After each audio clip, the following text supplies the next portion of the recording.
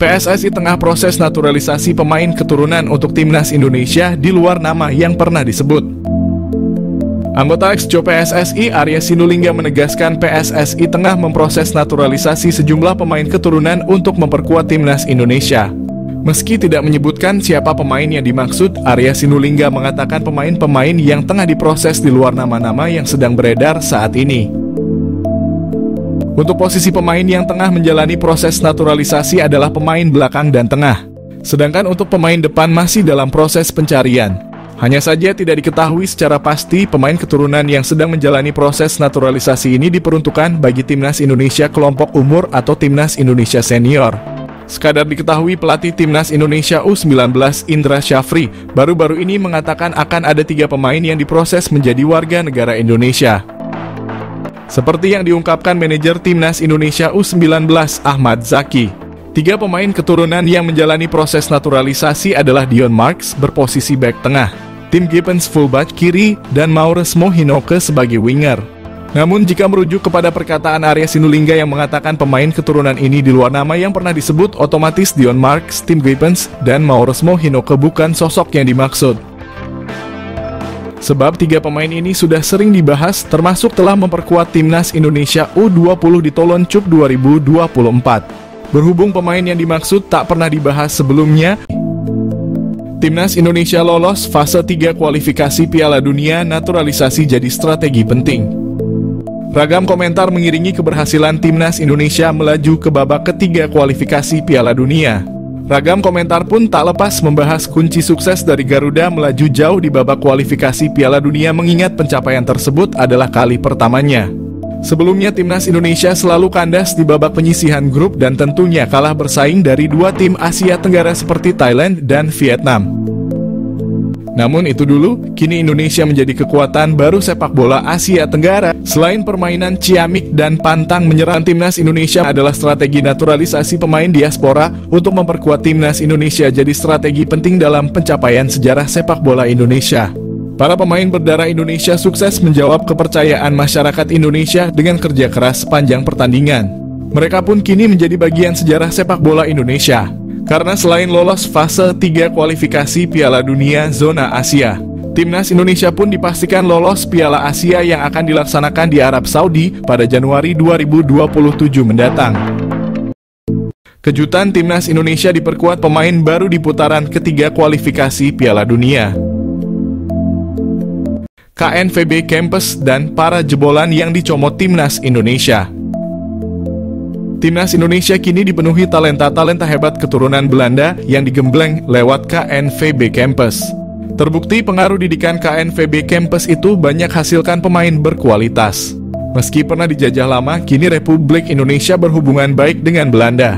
Pasalnya, negara para company itu ternyata banyak memberikan sumbangsih nyata pada negeri ini soal sepak bola. Sebelumnya perlu kalian ketahui bahwa dari beberapa pemain yang keturunan yang dinaturalisasi PSSI, tak semuanya merupakan jebolan KNVB Campus. Pemain seperti Jay Itzes, Nathan Chu Aon, Saine Patinama, dan Rafael Struijk bukanlah jebolan KNVB Campus. KNVB Campus merupakan kompleks pelatihan milik Federasi Sepak Bola Belanda yang ada di kota Zeist. KNVB Campus bisa disebut sebagai otak dari perkembangan sepak bola yang ada di Belanda. Inilah yang menjadi pusat eksperimen di mana KNVB bisa melakukan riset untuk membuat inovasi baru dalam sepak bola. Dalam bekerja, mereka akan berkolaborasi dengan berbagai universitas ataupun pihak-pihak terkait dalam pengembangan sport science demi meningkatkan kualitas pemain. Selain pengembangan sport science, KNVB juga punya liga yang terstruktur dan berjenjang dengan jumlah 10 kasta. Dari jenjang liga yang terstruktur dapat menjamin jam terbang para pemain muda di Belanda. KNVB ingin memastikan bahwa seluruh pesepak bola di negeri kincir angin berhak memiliki jam terbang yang cukup sedari muda. Lantas, siapa saja pemain timnas Indonesia jebolan KNVB Campus? Seperti apa yang dialami oleh pemain keturunan Indonesia di Belanda? Misal saja Tom Haye dan Sandy Walsh. Sejak tahun 2006, Tom Haye sudah ditempa di Jong AZ Alkmaar. Sampai akhirnya, Tom Haye berkesempatan mencicipi debut berseragam timnas Belanda U15 pada tahun 2009 bersama Sandy Walsh. Selain Walsh dan Haye, pemain keturunan Indonesia lain yang merupakan jebolan KNVB Campus adalah Calvin Verdonk dan Kevin Dix Bakarbeshi. Mereka berdua pernah bermain bersama ketika membela De Oranje U19 asuhan Aaron Winter. Pemain berikutnya yang merupakan jebolan KNVB Campus adalah Maarten Paes. Kiper FC Dallas tersebut sudah sejak 2016 berseragam timnas Belanda di level U19. Namun sebelum gabung timnas, talenta Paes sudah ditempa di Akademi NEC Nijmegen sejak 2012. Berbeda dialami dua pemain keturunan Indonesia jebolan KNVB Campus, Ivar Jenner dan Mas Hilgers. Baik Hilgers maupun Jenner, keduanya sama-sama hanya tampil sekali berseragam De Oranje sepanjang kariernya. Namun talentanya sudah lama digembleng di Jong Twente sejak tahun 2011. Pemain keturunan Indonesia lainnya yang merupakan jebolan KNVB Campus adalah Justin Hubner dan Ole Romani. Sydney Van Hooijdonk, pemain keturunan Indonesia yang dikabarkan ingin membela timnas Indonesia, membuktikan kualitasnya sebagai pesepak bola. Pada usia yang masih muda, Sydney Van Hooijdonk telah membuktikan kualitasnya sebagai pesepak bola. Ia telah tampil sebanyak 58 kali di kasta tertinggi Liga Belanda, Eredivisie, dengan mencetak 22 gol. Semua gol tersebut dicetak Sydney Van Hooijdonk saat bermain untuk SC Heerenveen.